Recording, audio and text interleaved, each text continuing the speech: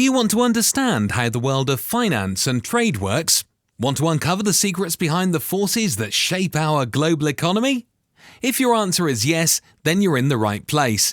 Economics is a subject that affects our daily lives in countless ways, from the price of our morning coffee to the cost of healthcare.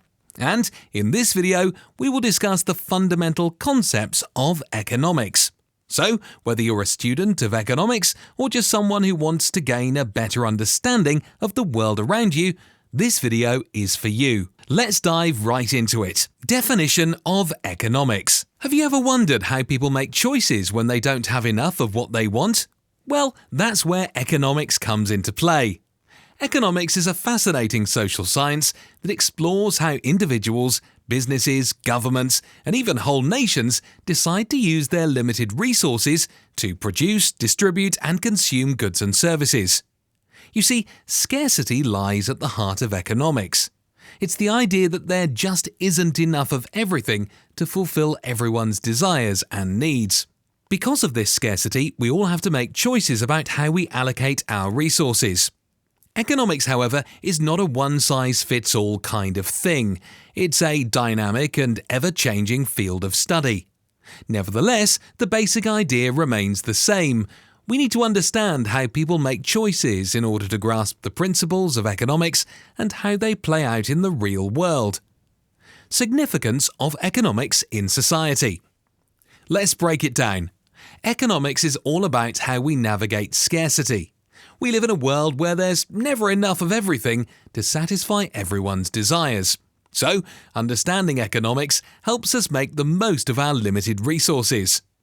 Businesses also rely on economics to make smart choices. They need to figure out the best ways to produce, price, and promote their products or services. And what about nations? Well, economics plays a crucial role there too. It helps governments formulate policies that encourage economic growth and development. Just think about how taxation, trade agreements, and regulations impact our economies. Scope of economics. A. Individual choices. Let's delve into a couple of key concepts. First, we have the concept of opportunity cost. It's like a hidden cost that comes with every choice we make.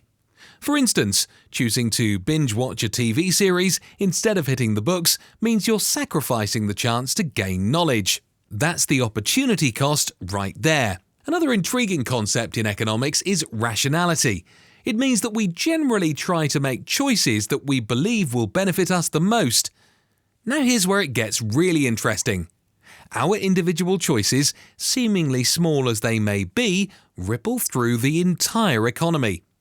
Think about it. The decisions we make about what we buy and sell directly impact the prices of goods and services. Even the choices we make about where we live and work shape the distribution of labour and resources. B. Markets. Imagine a bustling place where people come together to buy and sell things they need and want. That's a market. And let me tell you, markets are like the heartbeat of economic transactions. Now, in these markets, there are two powerful forces at play: supply and demand. Supply is all about the amount of a product or service that producers are willing to offer for sale at a specific price.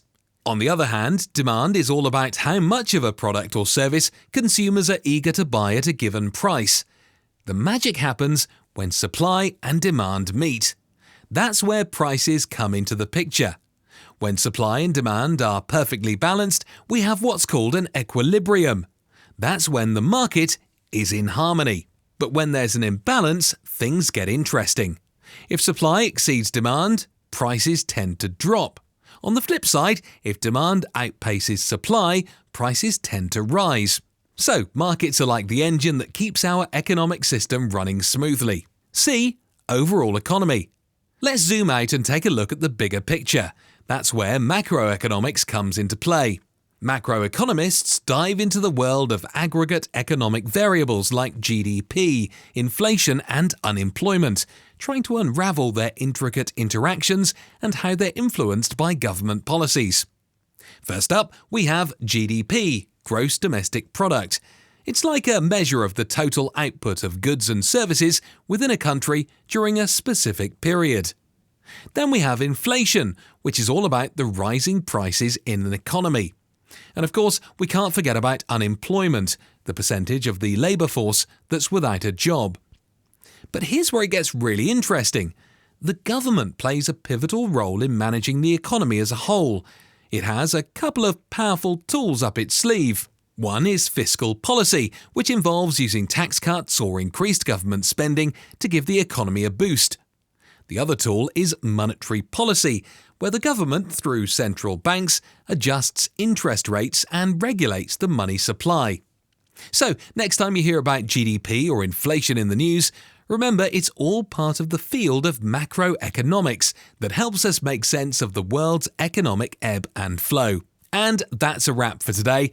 Thank you for watching. If you found this video informative, make sure to drop a like and subscribe to the channel.